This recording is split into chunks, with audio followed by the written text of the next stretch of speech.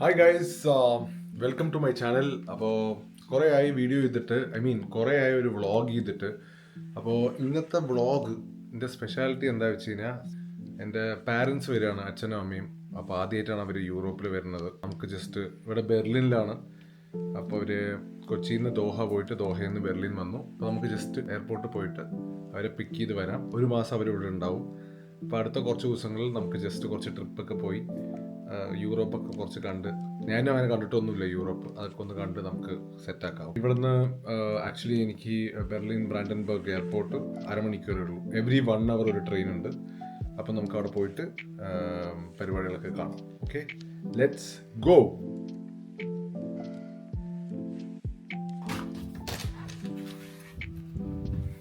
പോവാം.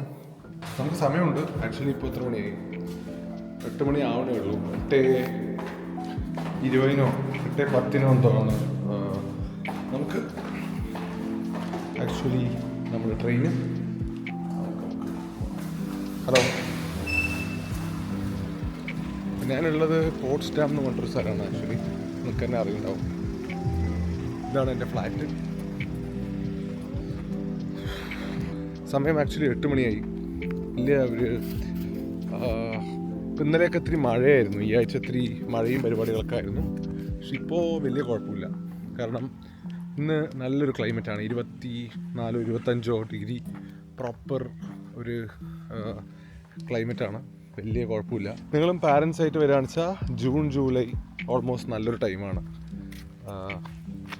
ഇപ്രാവശ്യം കുറച്ച് ഹീറ്റ് വേവ്സും പരിപാടികളൊക്കെ ഉണ്ടായിരുന്നു.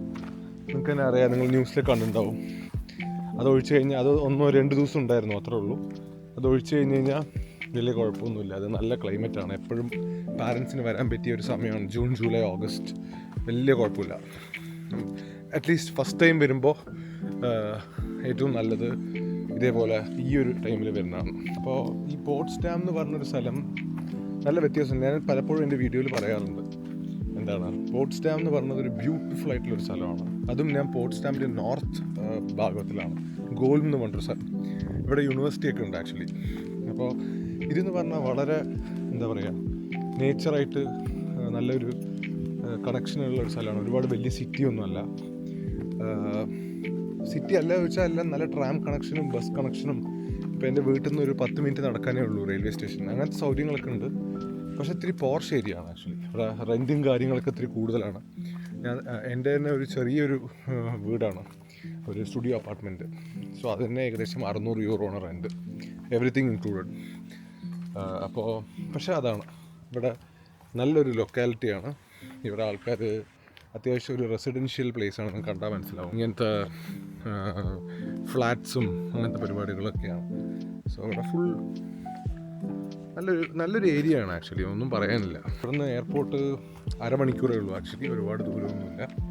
ട്രെയിനിൽ എവറി 1 hour ഇവിടുന്ന് ഡയറക്റ്റ് ഇതിലുണ്ട്. ആക്ച്വലി ഇന്ന് കുറച്ച് ലേറ്റായി ഒരു ഫ്ലൈറ്റ്. 8:30 എത്തേണ്ടതാണ്. 9:15 എന്തോ ആകുമ്പോഴേ എത്തുള്ളൂ. നമ്മൾ 8:30 തന്നെ എത്തും.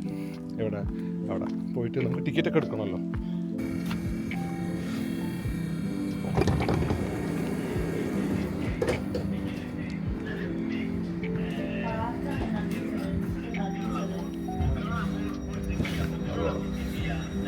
ട്രെയിനിൽ കയറിയിരിക്കുകയാണ്.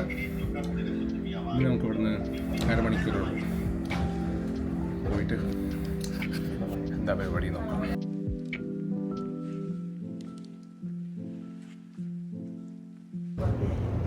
സോ ഗൈസ്, നമ്മൾ ബെർലിൻ എയർപോർട്ട് എത്തിയിരിക്കുകയാണ്. കറക്റ്റായിട്ടൊരു 25 minutes എടുത്തു, അത്രേ ഉള്ളൂ. ആക്ച്വലി ഇപ്പോൾ സമയം 8:30 അവർ വരാൻ 9:10 എന്തോ ആവും. നമുക്ക് അതുമ്പോഴേക്കും ജസ്റ്റ് ഇവിടെ പോയിട്ട് അവരുടെ സംഭവമൊക്കെ ഒന്ന് നോക്കി വെക്കാം. പിന്നെ ടിക്കറ്റ് എടുക്കണം.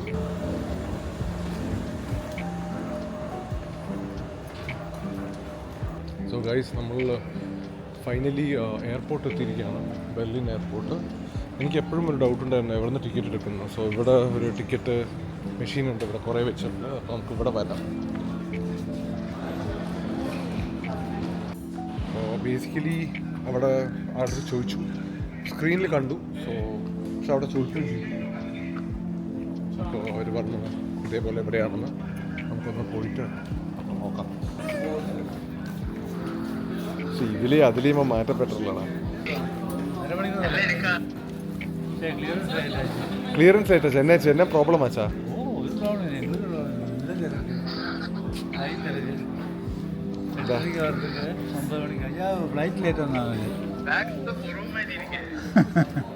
രണ്ട് ബാഗ് വെച്ചിട്ട് വന്നാ ഞങ്ങളുടെ ആമത്തിയാച്ചാ അത്ര ചുമ്മാ ഉള്ള ബോർഡ് അത്ര എടുത്തോ. വാലിഡേറ്റ് ആയിട്ട് ഡേറ്റ് അടിച്ചാ ഉള്ള പോലെ ജസ്റ്റ് ഒന്ന് കിടക്കുന്ന പോകും. ആ അതെ ഫ്രൈഡ് ഗൈസ് നല്ല നെയ്യപ്പം അമ്മ കൊണ്ടുവന്നിട്ട് അത് കഴിച്ചോണ്ടിരിക്കുകയാണ്.